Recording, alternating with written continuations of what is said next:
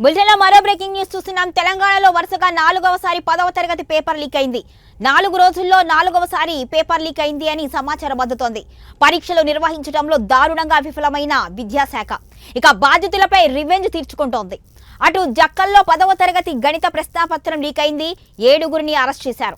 ఇక Nakrekal, Mancherial, వికారాబాద్లో paper leak ఘటనలు మరొక ముందే మరోసారి 10వ తరగతి పరీక్ష పేపర్ లీక్ అయింది.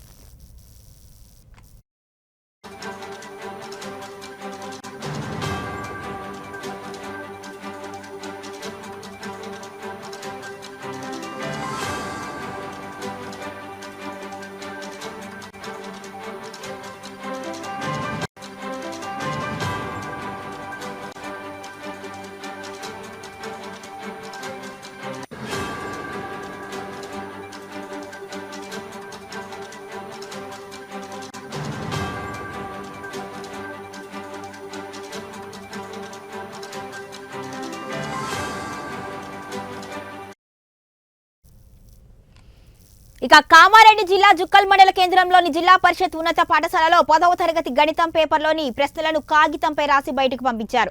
వాటికి సంబంధించిన సమాధానాల చీటీలు కూడా సెంటర్లోని విద్యార్థులకు అందజేసి మాస్ కాపీయింగ్కు పాల్పడ్డారు. పేపర్ లీక్ సంబంధించిన వార్త అంతా కూడా సోషల్ మీడియాలో చక్కర్లు కొడుతూ ఉండగా విచారణ జరిపిన అధికారులు నిజమే అని నిర్ధారించారు. అయితే 4 రోజుల్లో 4వసారి పేపర్ లీక్ అయింది అని సమాచారం అందుతోంది.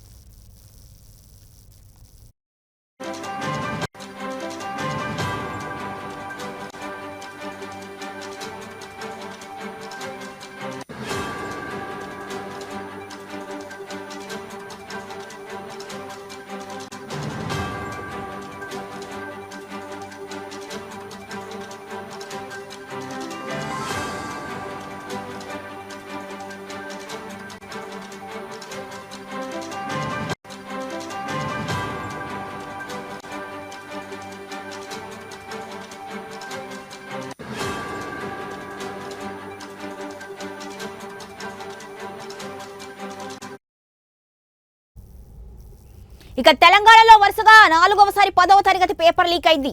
4 రోజుల్లో 4వసారి పేపర్ లీక్ అయింది అని సమాచారం అందింది. పరీక్షలు నిర్వహించడంలో దారుణంగా విఫలమయ్యారు. ఇక బాధితులపై రివెంజ్ తీర్చుకుంటోంది. అటు జుక్కల్ నియోజకవర్గంలో 10వ తరగతి గణిత ప్రశ్నాపత్రం లీక్ అయింది. 7గురిని అరెస్ట్ చేశారు. ఇప్పటి వరకు నకిరేకల్, మంచిర్యాల, వికారాబాద్లో పేపర్ లీక్ ఘటనలు మరొక ముందే మరోసారి 10వ తరగతి పరీక్షా పత్రాలు లీక్ అయ్యాయి.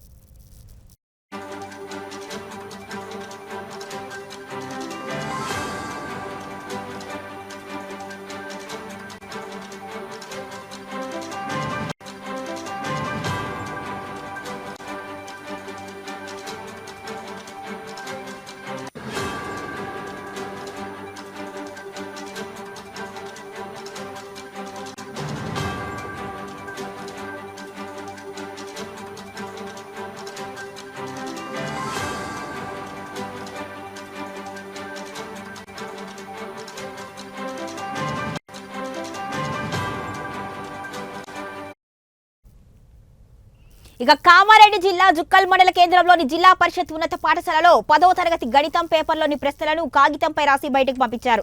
వాటికి సంబంధించిన సమాధానాలకు చీటీలను కూడా సెంటర్లోని విద్యార్థులకు అందజేసి మాస్ కాపీయింగ్కు పాల్పడ్డారు. పేపర్ లీక్ కు సంబంధించిన వార్త అంతా కూడా సోషల్ మీడియాలో చక్కర్లు కొట్టగా విచారణ జరిపిన అధికారులు నిజమే అని నిర్ధారించారు. అయితే 4 రోజుల్లో 4వసారి పేపర్ లీక్ అయింది అనే సమాచారం అందుతోంది.